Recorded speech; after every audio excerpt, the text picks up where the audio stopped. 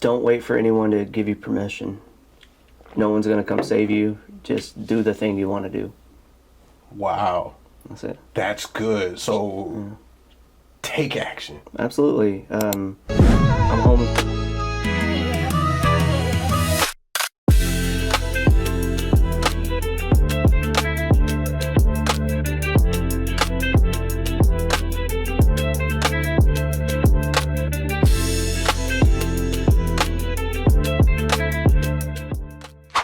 Hey guys, Brian Smith here on another episode of the Entrepreneur Blueprint. Today, I am really excited. We have an amazing guest today. We got Mr. Cullen Fleetwood in the house today. Cullen, how you doing? Doing all right, man. How's it going? It is going wonderful. Cullen, it is wonderful to have you this morning, my man. Good to be here. It's good to be here. So, for those of you all who do not know Cullen Fleetwood, Cullen is a certified professional home inspector, and we work together.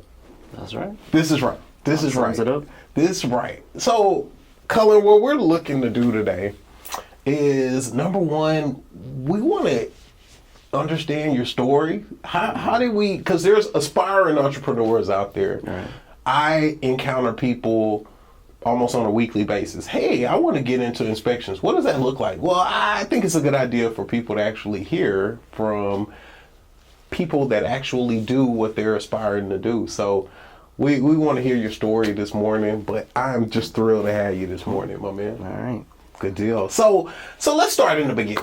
Let's go back on your professional journey. So a lot of people, inspections is their maybe second career. How's your journey start to how we got here now? Well, it was 1983. My mom and dad. Should I skip ahead a little? Yeah. So let's skip ahead a little bit. So, my brother was a contractor. Okay. And my dad was he did like big construction when I was growing up. So I had kind of in that realm. I worked with my brother a lot during the summer, and so like grunt work. Yeah. Plaster and drywall and all the stuff that he didn't want to do. Okay. And so I had a lot of experience like with carpentry and just construction in general. And so I lived in Austin for a number of years, and I was working at Lowe's for several years. So again, there was a lot of experience with that side of the building, just supplies and materials and things like that. And it was actually a buddy of mine who he was having his father-in-law's house inspected, and he met this inspector, and the guy was like, well, I'm looking to expand my company, and my friend at the time was looking for a career. Okay. And so... About how old are you at this time? 26, maybe 26, I guess. Okay, so we're talking about 20 years ago? That's 2000. You said 20. How old do you think I am? No. I'm like, what year did you say? No, that was in 2012. 2012. Okay. Yeah. I'm with you. Maybe in the end of 2011. Okay, so a little bit more than 10 years old. So a little bit more than 10 years old. Yeah. Well, 10 years ago. I started officially inspecting at the beginning of 2013. Okay. So I guess when my friend Sam, when he started, it was around the end of 2011. Mm-hmm. All right. So you've been an inspector for over 10 years. Yeah. What? So one of the things that I don't want to interrupt your story. One of the things I appreciate about you, you bring a lot of experience to the table, and as a team, we learn from each other. I mean, you've been doing this a long time, and I've looked at a lot of houses. You've looked at a lot of houses. Keep going. Let's go. So anyway, Sam did it for about a year, and I was looking for something else to do. And he was like, "Hey, I think you would be good at this." And so I talked to his boss, and he was a really great guy, and he was like, "Yeah, I'll sponsor you. You can come on." And so I did that, and I got started pretty quickly. I actually quit work to do like Champion School of Realty. So you left Lowe's to go to school? I had left Lowe's already. I was working somewhere else, just kind of like in the interim. But I was trying to do, once I started school, I was like, I can't work full time, at Lowe's. So it was taking longer than I wanted it to take. Sure. So I just quit work, and I did it around the clock. Wow. I mean, I worked it like it was a full-time job, just Wow. going to school. In the studying, you went all in. Yeah. Yeah. And I did it very quickly. And of course, like having experience already in basically everything that I was studying really helped because it all was familiar to me. I wasn't like learning new concepts and stuff like that. So yeah, I was able to get through it pretty quickly and took all my tests and did my ride-alongs I think in like 25 days in a row. I did, just a... Wow. Yeah, I guess it was 25. I don't remember how many I had to do. Is that right? So you were getting after it. Whatever it was, I did it very quickly and Okay. started at the beginning of 2013. Wow. And yeah, been doing it since then. Yeah. So different parts of Texas you've worked in. Mm-hmm. And Yeah. so, I mean, right now, obviously we're in the greater Houston area, but I mean, you've been all around the state. Where are some of the places you've worked? Yeah, well, so I started in Austin, and we covered, just like we do here, like a really big area. Mm-hmm. And so I would go, let's see, as far south as, I went to Buda, which actually isn't too far outside of Austin. I remember going to Lockhart, which was really far out of Austin, Yeah. it seemed like. And then, I mean, So far north. So in this inspection industry, you're going to cover some ground. Yeah. I mean, whether it's in the town that you're in or whatever. I Yeah. mean, there's some driving involved. A lot of new tires. There you go.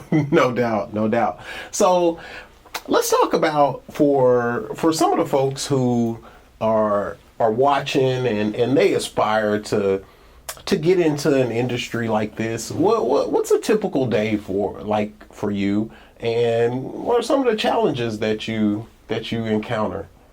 Oh, traffic. that's the only challenge. I mean, Yeah. we drive all the time. Yes. So we're in traffic a lot, and I think if it weren't for good old Houston traffic, we'd probably knock out 4 inspections a day if we wanted.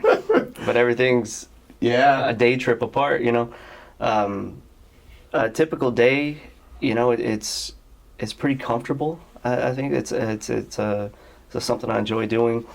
So it's, aside from the traffic, it's just showing up at a house and doing the best job I can. There you go. And with us, we normally do 2 inspections each day, and so it's a thing where we got an opportunity to even kind of craft our own schedule. I mean, if we need time off, so that's one of the things that I really enjoy about the career. Yeah, that's a huge benefit. And the people. I mean, the people that we encounter some interesting people out there. Yeah, definitely. No doubt. It's nice things changing. I get bored real easily. Yeah. And when things are stale, it's just an annoyance, Yeah. And so to be in a new place every day, meet new people every day, that's pretty refreshing. I enjoy that part of it a lot. No doubt. So one thing that, I know we work a lot, but we also have other interests that we do. So what's some of the stuff that Cullen, what's some of the stuff you like to do when you're not? Filmmaking, actually. I do a lot of filmmaking. Most recently, the thing I'm the most proud of is we made a movie, and it got picked up for distribution by Apple TV. Really? Yeah, and it's a horror movie, and they don't really accept many horror movies. Oh, wow. So we're really grateful about that. Wow. Well, I'm kind of scared of horror movies, but Don't watch it. that's an amazing accomplishment. Man. So where was this project filmed at? How long did it take for that? Yeah, so that's pretty interesting. It was an all Texas cast and crew. We filmed it in and around, mostly in East Texas. We were outside of Woodville in a little town called Colmesneil. Wow. On the swamp, and it was all live locations. There's no studio work. Wow. So someone we knew had a cabin, like a fishing cabin. Oh, wow. And his real stripped down cabin. And so super cool place. But he let us use it. And so we rented an Airbnb and set up like a production area. And then we would drive to this cabin every day for about 7 days, I think. Wow. Straight, which is almost impossible to film. It's a feature film, and so to film it in 7 days, and we had 3 reshoot days later, like a year later. Oh, wow. So we shot a total of 10 days and made a feature film on a budget of $8,000. Wow, that's amazing. Which that's a fraction of most actor salaries in most Wow. movies. So what's the name of the movie if people want to go check it out? It's called Savor, Savor. It's kind of like a double entendre. Savor, save her. Yeah, gotcha. Okay. Well, good deal, man. Good deal. So, one of the things that we like to do with our audience is, share advice with them. If there's suggestions that you would have. A question that I like that. What's you've gotten advice in your life? If there was one piece of advice you could give to someone that's aspiring to be successful, or what would one piece of advice that you would give them? Don't wait for anyone to give you permission. No one's going to come save you. Just do the thing you want to do. Wow. That's it. That's good. So take action. Absolutely. I'm a home inspector. I thought it was crazy when I was like, I don't want to make a movie. And it took, I started off making short films and things like that. But very quickly I realized, like, well, if I can do this, I can make a feature film, and that's far more lucrative. You can't sell a short film, you can sell a feature. But it takes a lot of time, a lot of money, and you need all these producers and this big crew. And I was like, well, starting out, you're never going to get all those things because nobody knows who you are. So, well, I've got a camera. Yeah. I don't know what else I need to get started. Yeah. So What else? we did that, and it worked out for us. So I think just do the thing that you want to do, and don't wait for somebody to say, yeah, now's your time. Like, otherwise you're going to miss every chance. And the reason why I think that's so powerful, what you're saying, is because I know for a fact you believe that, 100%. and that's true. Because Absolutely. Dude, you don't mind trying stuff. No, you'll go for it. Yeah, I'll embarrass myself. I like to, like I said, I get bored when things are too stale, and so I'll do things constantly to put myself outside of my comfort zone, like the stand-up thing. I started that. So let's talk about that. So outside of your comfort zone, so you recently told me that, hey Brian, guess what? I'm trying what now? Stand-up comedy. Stand-up comedy? Yeah. Are you kidding me? When you told me this, I was like, Cullen, you're serious? You really did it? That is way outside the comfort zone. Yeah, can we talk a little bit about that? Yeah. How did you decide I'm gonna try this and really go through with it? Because you've actually been up on stage Oh, a lot. a lot. Yeah. Let's talk about it, please. So it's something I always liked. Like, I grew up watching like Eddie Murphy's stand-up specials when I was way too young to watch those specials. Yeah. And and then Saturday Night Live, and I've always liked comedy and stand-up. And then kind of over the pandemic, there was this show on YouTube that really took off. It's in Austin, and it got really big, and so I got pretty into watching that.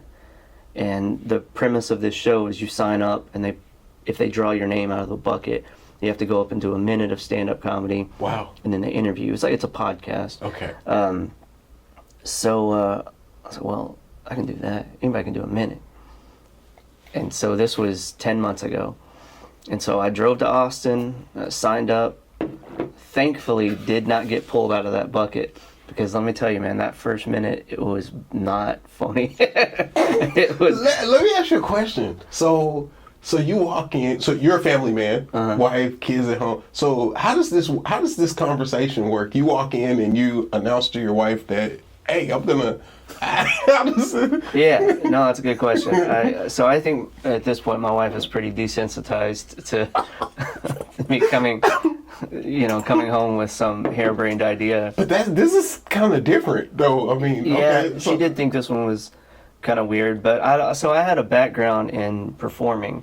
I was in a band for a long time and like toured around and everything. Okay. So like being on stage didn't bother me. Okay. But I will say that stand-up is far scarier than any other type of performing I've done. Yeah. There's nobody. No band. There's nothing. There's There's no not a music. group. It's just you and a microphone, saying things hopefully that make people laugh, and you find out very quickly that the things you think are going to make people laugh don't. And so you learn to like it, but it's like with any art, you're not so good at it at first, and then you learn to like craft and you know, work on that and build a pretty good foundation of like, once you get, so that night when in Austin, there was a producer for that show, and she was telling me, hey, if you don't get pulled, we're doing an open mic after at this place it was like a bar, you had to go wait at.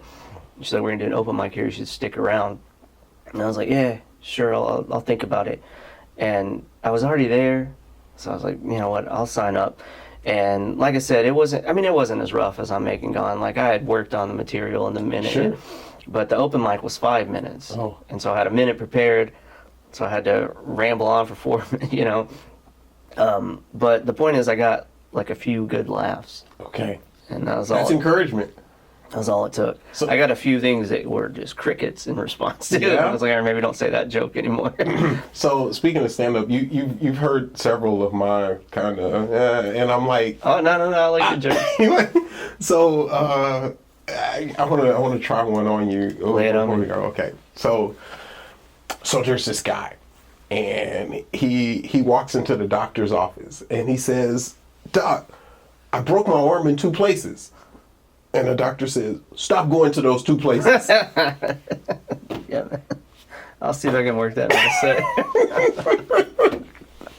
I mean, I don't know if I'm ready for Austin stage, you know what I mean? But I mean, I got to start. There's only one way to find out. There's only one way to find out. Only one way to find out. Cullen, one thing that I did want to also tell you, man, is just how much I appreciate you, respect you, and enjoy working with you, man. I mean, you bring, you know, a wealth of knowledge, professionalism, and dude, it's a blessing to work with you, and I'm just really grateful for you, man. Nah, man. Definitely. Here. Absolutely. I mean, so part of what we were wanting to do was, you know, spotlight you. You do an amazing job, and guys, you're going to be seeing a whole lot more of Cullen Fleetwood and Brian Smith out in the field, and that's what we wanted to accomplish today, man. Absolutely. No doubt. So anything else you got coming up or that you want to talk about before we get out of here? Actually got to get to an inspection in just a minute. All right, I understand. All right, guys, so that'll do it for this episode of the Entrepreneur Blueprint. Cullen Fleetwood, thank you, my man, for coming through. And Pleasure. We'll be back next week with your favorite entrepreneurs right here on the Entrepreneur Blueprint. See you guys next time.